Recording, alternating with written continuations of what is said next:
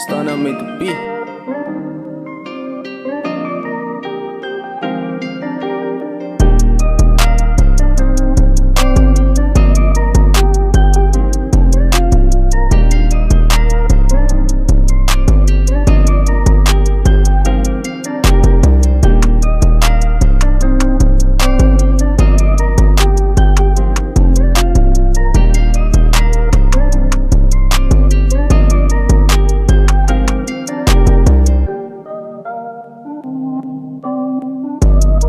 Hello everybody and welcome to the Ozarks Sports Report YouTube show here, joined by the head coach of the Willard Tigers, Coach Jeremy Dresslaer, the basketball coach from Willard. And for today's show, we're going to be doing a season recap with the head coach of the Willard Tigers, Coach Jeremy Dresslaer. Recapping the games from this past season for Willard. Willard had losses to Harrison, Arkansas, as well as Rogers Heritage, Parkview, Oklahoma City Storm out of Oklahoma, Logan Rogersville in the Blue and Gold Tournament, West Plains in the Blue and Gold Tournament, Nixa, Shawnee Mission North out of Kansas, Kickapoo, Republic, Joplin, Logan Rogersville again, and then Republic in the Class 5 District 11 tournament. Coach Dressler, what was the main ingredient that you had going into this 2018-2019 season? Well, I think it was a very interesting year for us. Starting with kind of how my hire went. I didn't start school at Willard until about the third week of the school year, so I didn't have a summer at all with my boys. And preseason we were kind of trying to get organized and trying to get to know each one another. So we really started this season off pretty behind about everybody else in the area. And I was really proud of us. We finished the season 17-11, and I thought we actually overachieved from what a lot of people thought we'd be at. So, I don't think there's a whole lot of negatives to take away from our season.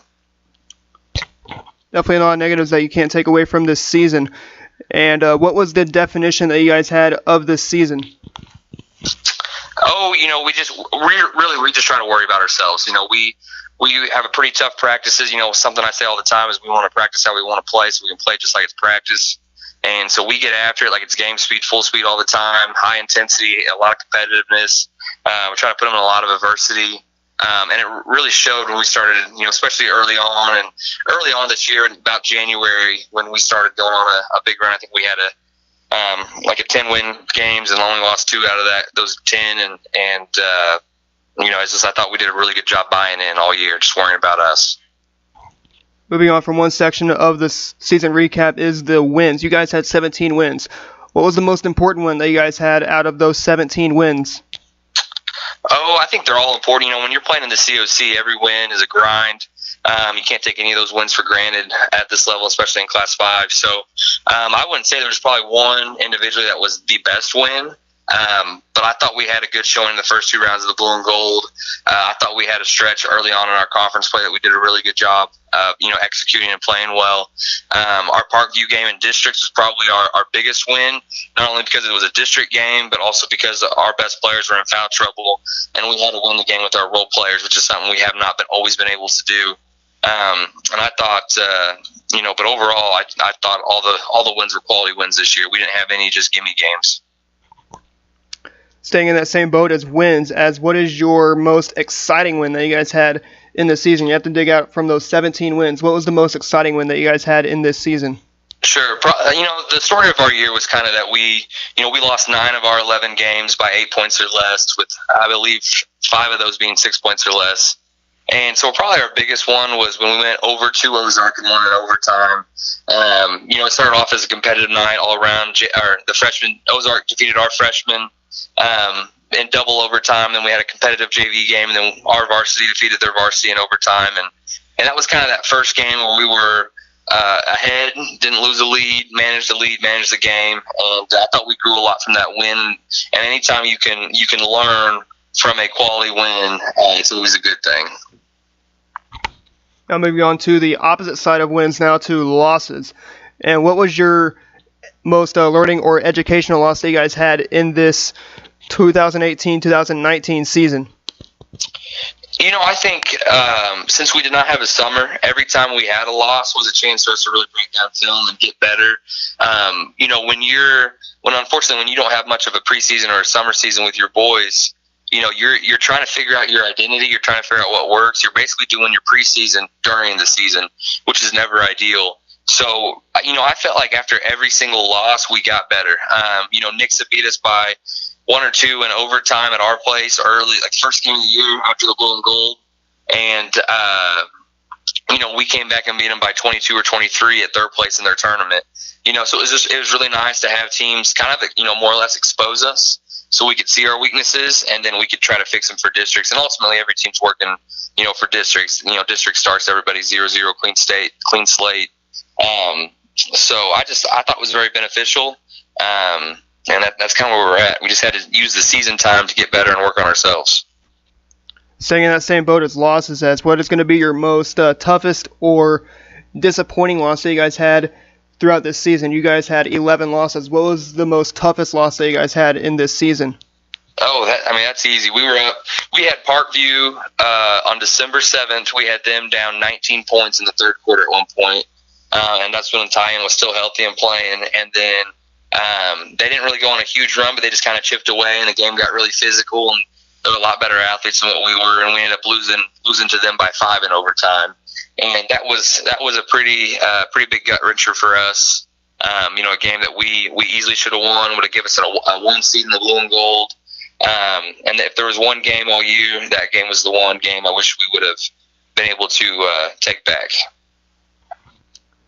And now going out of that boat of losses, and now on to the subject for your next season. As you come out of the 2018-2019 season into the 2019-2020 winter season, what's going to be the main subject that you're going to be teaching for next season? Oh, I think it's now we can just be normal. We can have a postseason, we can have a summer, we can have a preseason next year.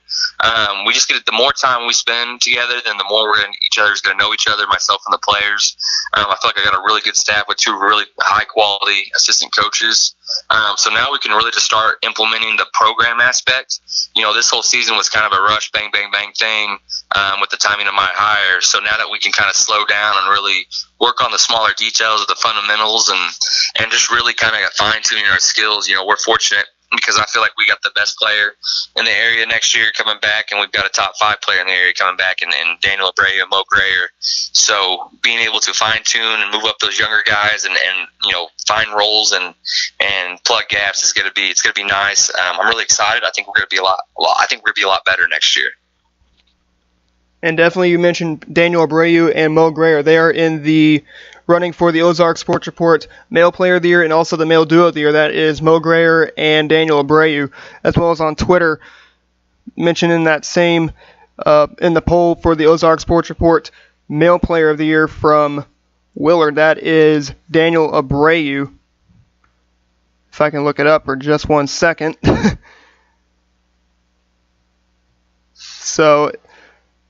So once again in the running for the Ozarks Sports Report's Male Player of the Year and the Male Duo of the Year is Daniel Abreu and Mo Grayer. And for the Player of the Year is Mo Grayer from Willard.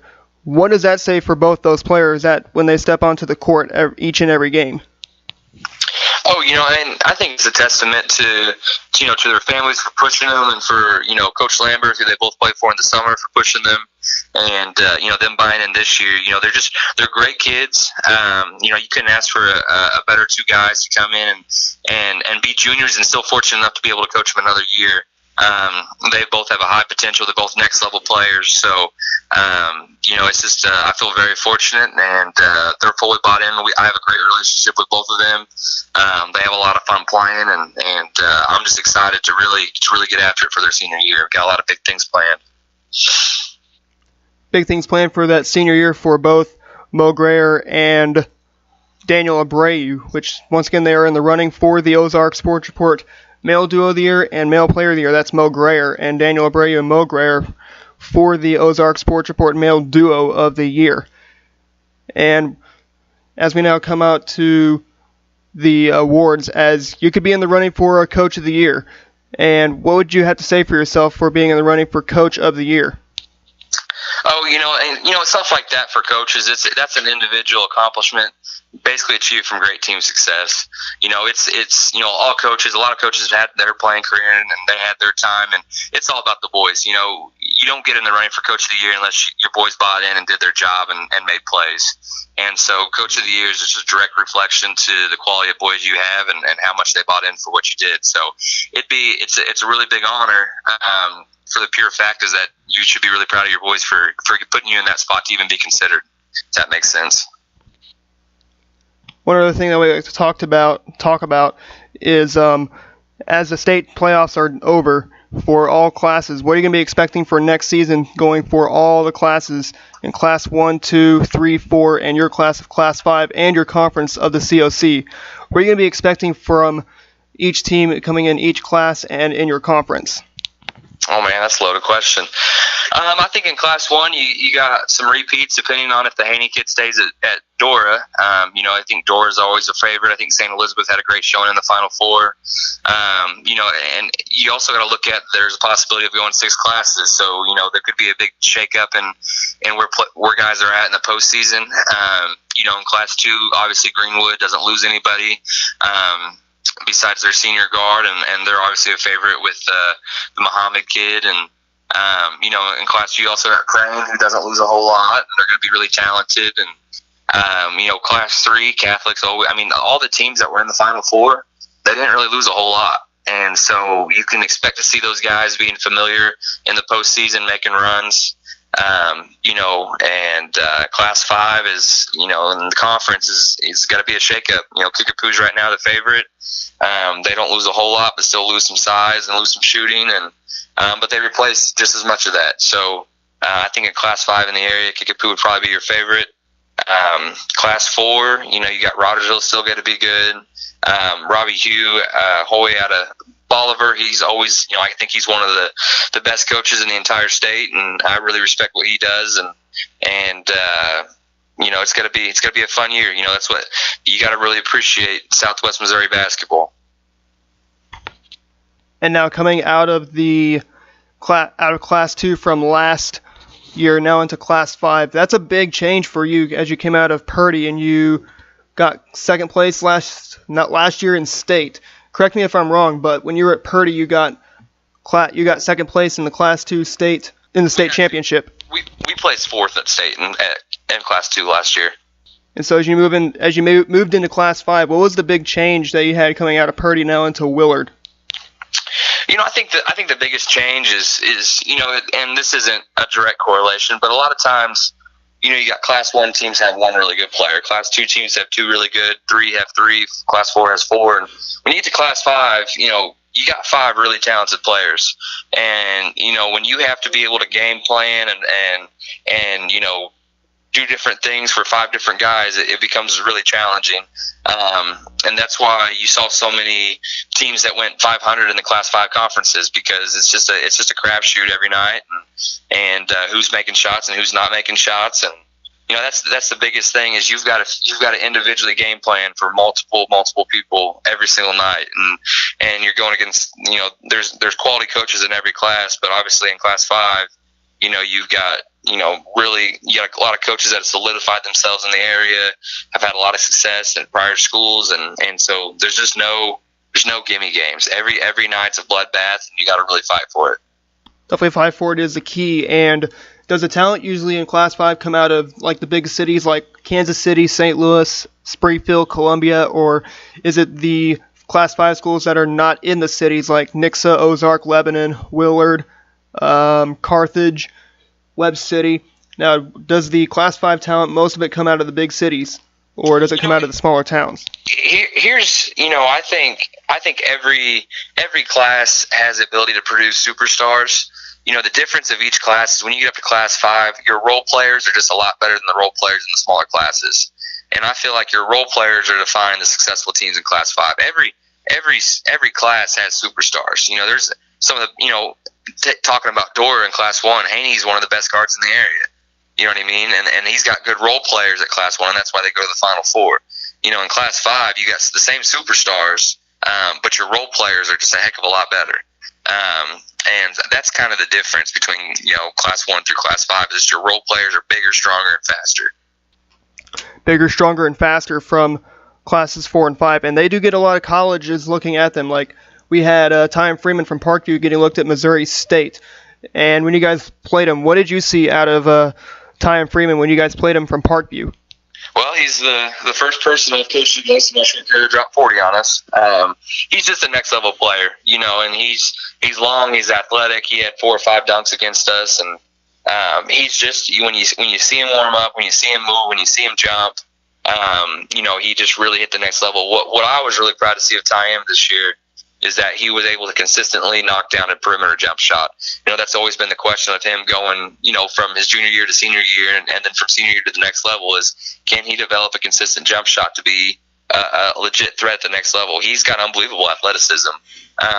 But what he has shown early on this year is that he can knock down shots. I think he hit 5 threes against us. I don't have my book in front of me. And he hit, a ton of those in the fourth quarter and overtime. We were up 3, 77, 74, and then he hits a shot from the corner of the volleyball court to tie the game, and just 10 seconds left, and we happen to turn it over, and we go into overtime. So he's just really improved that aspect of his game. But he did go down with an injury as he tore his ACL to be out for the season. That's a huge loss now for Parkview, which we believe he's a senior this year, and he'll be going off to Missouri State next year. Is that correct? Correct. And now as we move on to another question about the teams that you could see coming out of Class 5 moving up to Class 6. Who do you think would be moving up to Class 6? Do you guys think you'll stay Class 5, or are you going to move up to Class 6? Yeah, we're a smaller Class 5. I mean, our district is kind of unique because we dip into so much of Springfield. And if you take the Springfield kids out of Willard and just stick with the Willard kids, we're probably legit, big Class 3, maybe a small Class 4. So we'll stay Class 5 no matter what, no matter the breakdown. You'll see Ozark, Joplin, and Kickapoo jump up to Class 6. Nix is going to be really close going Class 6. In this area, that's probably about it going Class 6, though.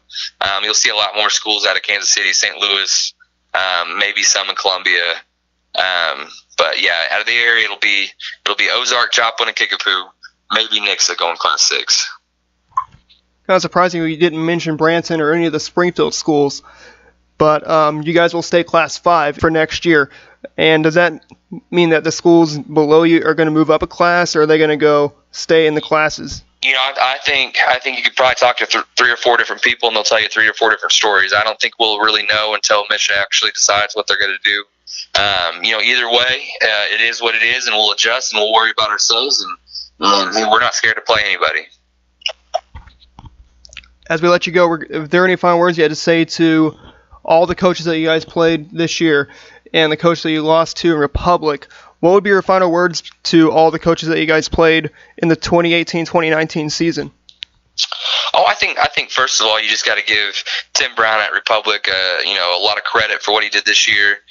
He came in and following Coach Fisher, and he was really able to, put his reins on his team, and I thought they were one of the most disciplined teams in the area, really grinded it out, and huge congrats to him to going 9-0 in conference and winning the COC in his first year in the COC, and then also winning the Class 5 District 12 championship and moving on to sectionals. So a lot of credit to him, and then the coach, all the coaches in there are kind of like a big fraternity, and we all talk to each other, and we love competing against each other, but we all have each other's backs. So it's just a great group of guys, and that's Class 1 through 5, and you really got to love basketball in Southwest Missouri.